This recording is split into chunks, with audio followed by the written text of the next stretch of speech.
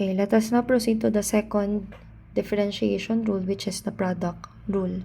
It says here that the formula for product rule is simply the derivative of f multiplied by g, where f is the first term multiplied by the second term g is equal to f prime multiplied by g plus f multiplied by g prime, where f prime is the first derivative of the first term and g prime is the first derivative of your second term. So dito, ang ginagawa ko usually is I first identify what is f and what is g. Tsaka ko i-identify din yung f prime and g prime. So for problem number 1, let us first identify what is f. Let's say our f is equal to 5x minus 9x cubed. Now, pwede ko malaman yung f prime niya or first derivative niya by using power rule. And we all know that the derivative of 5x is simply 5. And the derivative of 9x cubed is 9 multiplied by 3, 27x raised to 2. Okay. Now, identify naman natin what is g. Our g here is 8 plus 2x squared. And g prime, or the first derivative of this function, is 8. Ang derivative of 8 or a constant number is 0. Ang derivative of 2x squared, 2 times 2 is 4. X, 2 minus 1 is equal to 1. So that would simply be 4x. Or simply, ang g prime natin is 4x. So g prime is equal to 4x. After getting the values of f, g, f prime, and g prime, pwede ko na siyang i-substitute directly in this formula. So, this could be d over dx of 5x minus 9x cubed multiplied by 8 plus 2x squared is equal to, lagay natin yung f prime. Our value of f prime is 5 minus 27x squared multiplied by f prime multiplied by g. And the value of g is 8 plus 2x squared. X squared. Plus, in our function, plus f g prime. So, plus, the value of f is 5x minus 9x cubed multiplied by g prime. And our g prime is 4x. Now, this can still be simplified if I distribute 4x inside the quantity and this one by one another. But for the sake of shortening the lecture, pwede na tong sagot na to. Okay? For problem number 2, we are given f of x is equal to 6x cubed multiplied by 7x raised to 4. Same thing. What is f? Let's say our f is 6x cubed and our f prime is the first derivative of 6x cubed, which is 6 times 3 is 18. X raised to 3 minus 1 is 2. So f prime is 18x raised to 2. Our g naman is 7x raised to 4. The first derivative of g is 7 times 4 is 28. X raised to 4 minus 1, 3. Okay. Same thing. Substitute ko lang ulit itong mga to in the given formula. So, this can be written as f prime of x. F prime is 18 x squared multiplied by the value of g, which is 7x raised to 4. And then plus our f is 6x cubed multiplied by g prime, which is 28x raised to 3. Now, I can still simplify this one by multiplying this together. So, 18 times 7 f prime x. 18x squared multiplied by 7x raised to 4 is 126 x raised to 6.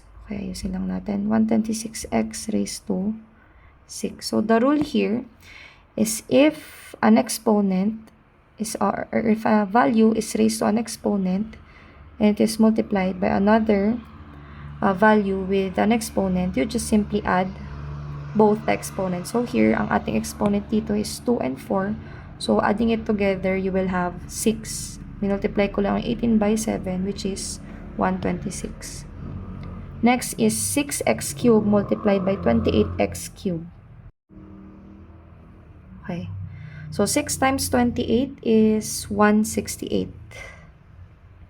And x cubed multiplied by x cubed is simply x raised to 6. So your answer for problem number 2 for product rule is this one. 126 x raised to 6 plus 168 x raised to 6.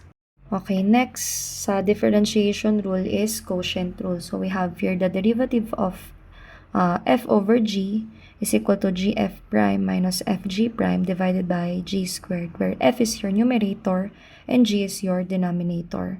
F prime is still the first derivative of the first term, or the numerator, and g prime is still the first derivative of your denominator. Okay, now let's proceed to the first problem. Again, I will identify the value of f, g, f prime, and g prime. So f here is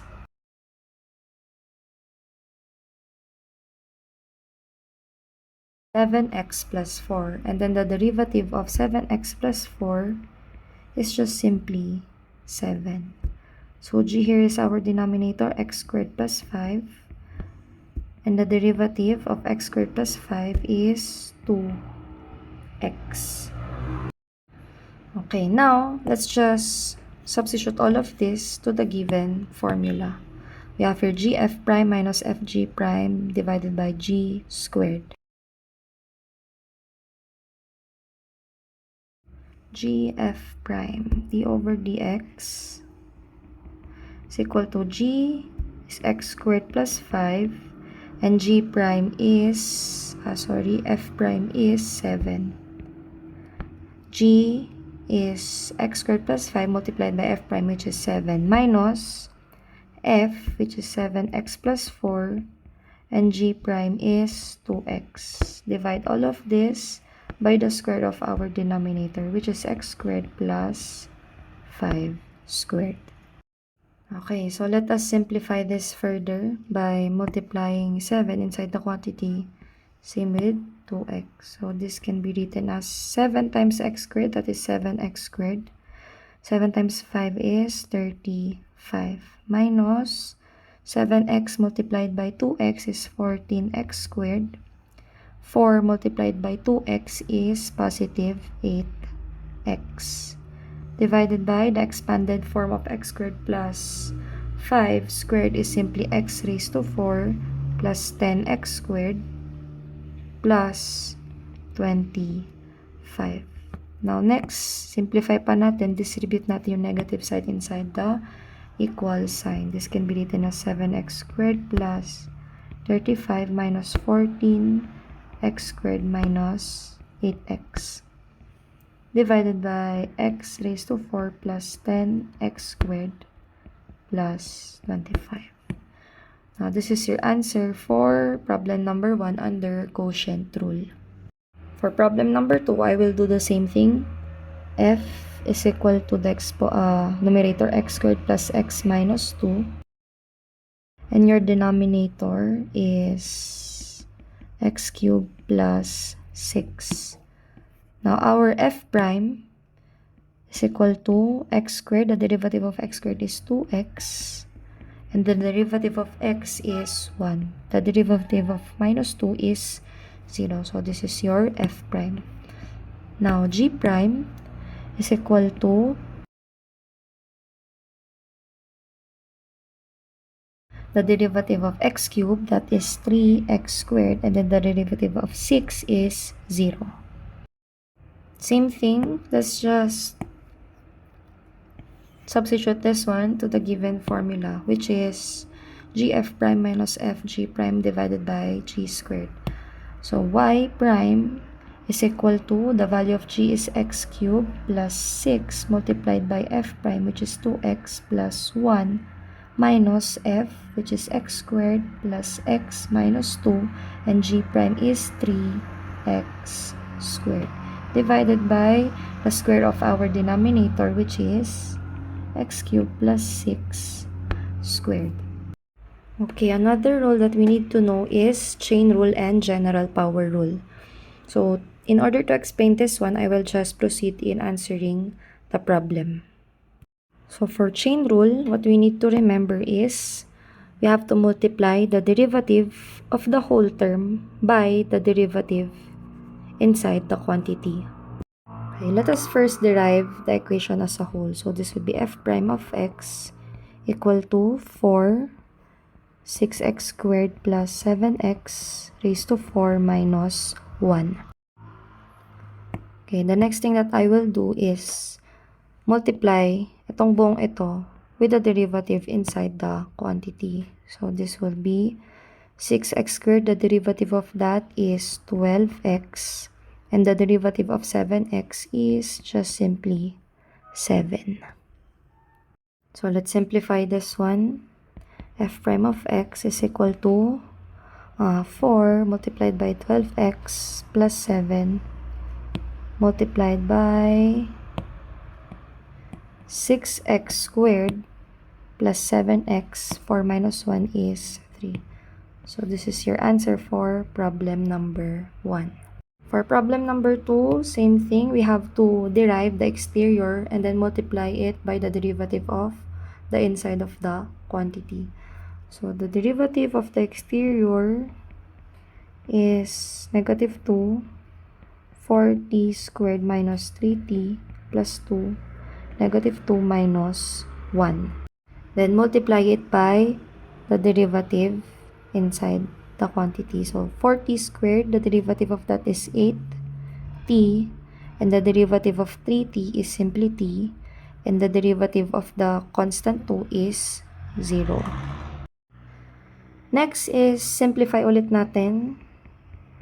This would be negative 2 multiplied by 8t minus 3 multiplied by 4t cubed minus 3t plus 2. Negative 2 minus 1 is negative 3. So this is your answer for problem number 2. Now let's proceed to problem number 3. We have here y is equal to cube root of 1 minus 8z. The first thing that I want to do is simplify this para pwede ko akong gumamit ng power rule. So, pwede ko siya i-write as 1 minus 8z raised to 1/3. Now, ang value natin for n is 1/3. So, this can be written as y prime is equal to, the derivative of this one is 1 minus 8z raised to 1/3. Derivative nito 1/3 multiplied by 1 minus 8 zeros using chain rule. So, 1 over 3 minus 1 ulit. Multiply by the derivative inside. So, 1 is a constant. So, ang derivative niya is 0 minus the derivative of 8z is simply 8. Okay, I can rewrite this as 1/3, 1 minus 8z. 1/3 minus 1 is negative 2/3, negative 8. Simplify ko, multiply ko yung negative 8 by 1/3. This can be negative 8 over 3 multiplied by 1 minus 8z raised to negative 2/3. So, negative 8 over 3 multiplied by 1 over 8z raised to negative 2/3 is the first derivative of problem number 3 using chain rule.